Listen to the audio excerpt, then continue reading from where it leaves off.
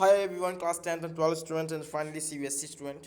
And आज का topic बहुत इंपॉर्टेंट है। आज के टॉपिक में बात करने वाले फिजिक्स में सब कुछ पीछे छोड़ देंगे आप। और बहुत से बच्चे ऐसे होते हैं जिनको फिजिक्स बहुत टफ लगती है। फिजिक्स अपने आप में एक ऐसा सब्जेक्ट है जिसको हम रट नहीं सकते, और एक ऐसा भी सब्जेक्ट है कि इसको बिना समझे हम कुछ उसके बारे में लिख भी नहीं सकते। ठीक है, फिजिक्स की ये मेजर पॉइंट है। फिजिक्स के डायरेक्टली अगर न्यूमेरिकल्स की बात करें तो न्यूमेरिकल्स भी आप लोगों को बहुत परेशान करते हैं कि फिजिक्स में जो भी न्यूमेरिकल्स होती हैं, बेसिकली क्लास 10 से लेकर क्लास 12 के जो भी न्यूमेरिकल्स फिजिक्स के होते हैं वो बेसिकली थ्योरी पे बेस्ड होते हैं। कई बार अगर क्लास 12 का आप कॉन्सेप्ट सॉल्व कर रहे हैं और आपको उसमें क्लास 11 के टॉपिक्स थ्योरी का यूज़ हो जाता है, तो कई बार ऐसा क्लास 12 की फिजिक्स में होता है। इसमें कोई एक वो वाली बात नहीं है, अक्सर ऐसा होता है और लगातार ऐसा हमने देखा भी है।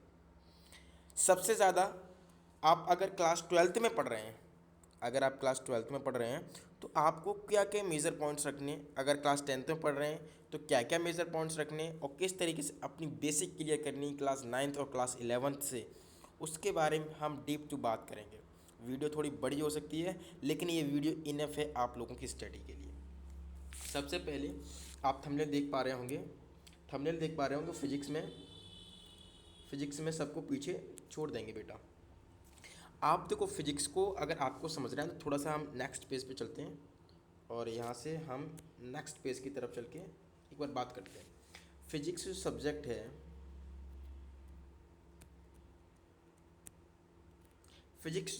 है, वो एक ऐसा सब्जेक्ट है जो कि आप लोगों के समझ में तभी आएगा जब आपकी अंडरस्टैंडिंग पावर हाई होगी। ठीक है, आपकी अंडरस्टैंडिंग पावर अगर हाई है तो ईजिली आप फिजिक्स समझ जाएंगे।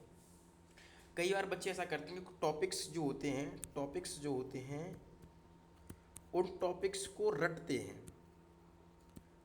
हैं, लेकिन फिजिक्स में रटना अलाउ कोई से भी कॉन्सेप्ट में नहीं है कि आप फिजिक्स को रटेंगे।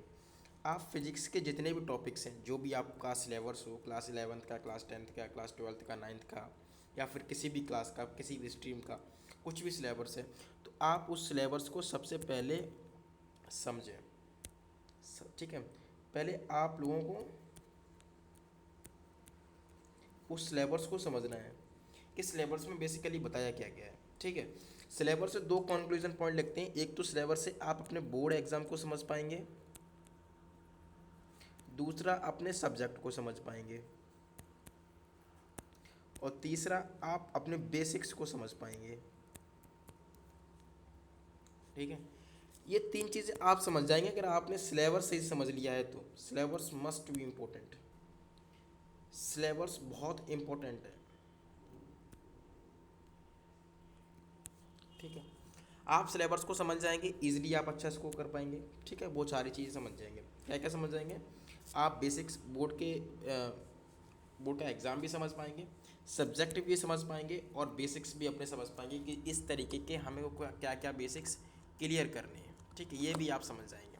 तो समझेंगे तब जब आप अपने सिलेबस को समझ पाएंगे अच्छी तरीके से, तब उसके बाद अब इसके बाद एक पॉइंट्स और है जिसमें आप फिजिक्स में आप न्यूमेरिकल्स की बात करते हैं।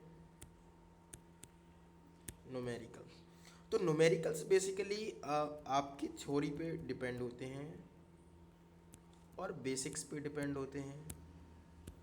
कई बार तो न्यूमेरिकल सॉल्व करते टाइम आपको वैसे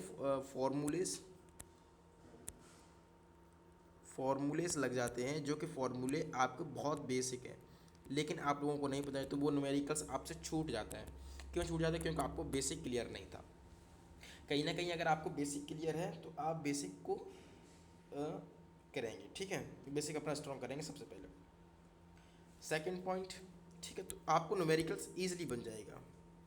थर्ड पॉइंट, अगर न्यूमेरिकल्स आपको बनाना है तो सबसे पहले आपको जो न्यूमेरिकल का क्वेश्चन दिया है उसको आपको समझना पड़ेगा। आप क्वेश्चन को ईजिली समझ जाएंगे। जैसे आप कोई भी क्वेश्चन है, ठीक है, आप उस क्वेश्चन को समझ गए तो ईजिली उस क्वेश्चन में कुछ न कुछ आप लिख पाएंगे उस क्वेश्चन से रिलेटेड। तो वहाँ पर आपको नंबर कटने के बिल्कुल चांस नहीं होते हैं, आपका आंसर्स वहाँ पे अच्छे मार्क्स में रखा जाएगा। ठीक है, देन उसके बाद अब जो लास्ट पॉइंट जो हम बेसिकली बात करने वाले थे, फिजिक्स में सब कुछ पीछे छोड़ देंगे, इसमें क्या क्या मेजर पॉइंट्स है, किस तरीके से आपको करना है, तो उसके बारे में बात करते हैं। सबसे पहले अगर फिजिक्स में आपको अच्छा स्कोर करना है और फिजिक्स को समझना है तो फिजिक्स का टाइम रख लीजिए। आपको सुबह मॉर्निंग में फिजिक्स पढ़नी पड़ेगी। मॉर्निंग में जैसे अगर आपका 8 बजे जो स्कूल है तो आप 6 बजे से लेकर 7 बजे तक या 8 बजे तक, ये आप पर डिपेंड करता है, 1 हावर या 2 हावर यहाँ पर आप सिर्फ रीडिंग करेंगे फिजिक्स की। आप फिजिक्स की रीडिंग कर लेंगे, सुबह का टाइम एकदम फ्रेश होता है, माइंड में कुछ नहीं होता है, तो वहाँ से आपको थ्योरी अच्छी तरीके से माइंड में सेट हो जाएगी। थ्योरी से आपका थ्योरी बेस्ड जितने भी क्वेश्चन हैं, थ्योरी बेस्ड जितने भी क्वेश्चन हैं वो आप क्वेश्चंस ईजिली कर सकते हैं। अगर थ्योरी से बाद न्यूमेरिकल्स आ जाते हैं, न्यूमेरिकल्स आ जाते हैं तो आपको न्यूमेरिकल्स भी ईजिली बना सकते हैं अगर आपको थ्योरी अच्छी आएगी तो, और बेसिक अच्छा आएगा तो। थर्ड पॉइंट, इतना सब कुछ होने के बाद अब आगे आगे आपको करना है अपने डेरिवेशंस।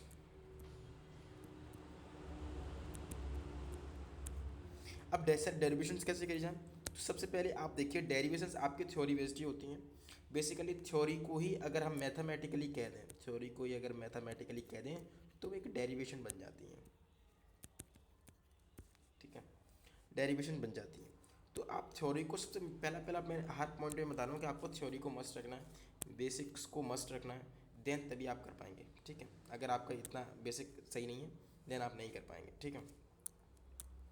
बेसिक्स आपको करना पड़ेगा,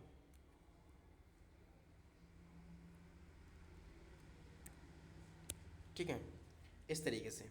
देन उसके बाद इतना सब कुछ होने के बाद फिर आपको करना है सुबह, जैसे अगर आपने 1 घंटे स्टडी किया देन आप स्कूल में फ़िज़िक्स पढ़ेंगे, आप स्कूल में फ़िज़िक्स पढ़ेंगे, जो भी आपका पीरियड होगा उसमें अपनी फ़िज़िक्स पढ़ेंगे, तो उसमें जो भी टीचर करा रहा है सिर्फ उसी को करेंगे। और फिजिक्स में रिवीजन बहुत इंपॉर्टेंट है, जिस तरीके से मैथमेटिक्स में रिवीजन आपको स्ट्रांग बनाता है वैसे फिजिक्स में भी आपका बहुत इंपॉर्टेंट है, ठीक है। ये सारे पॉइंट कर लेंगे आप, ट्यूशन्स में हैं, ट्यूशन्स में जो वर्क मिलता है उसको करेंगे, ये सारे पॉइंट्स आप कर लेंगे, ईजिली फिजिक्स में आप अच्छा स्कोर कर पाएंगे और फिजिक्स को सही से समझ भी पाएंगे।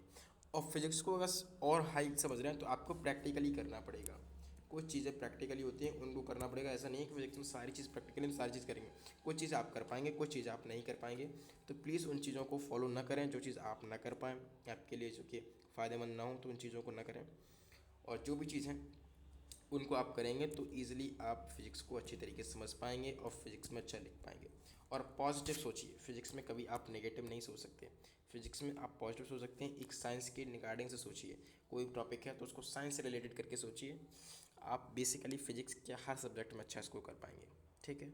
आई होप आपको वीडियो पसंद आई होगी। वीडियो पसंद आई है तो वीडियो को लाइक, चैनल को सब्सक्राइब और एक छोटा सा प्यारा सा कमेंट ज़रूर करें।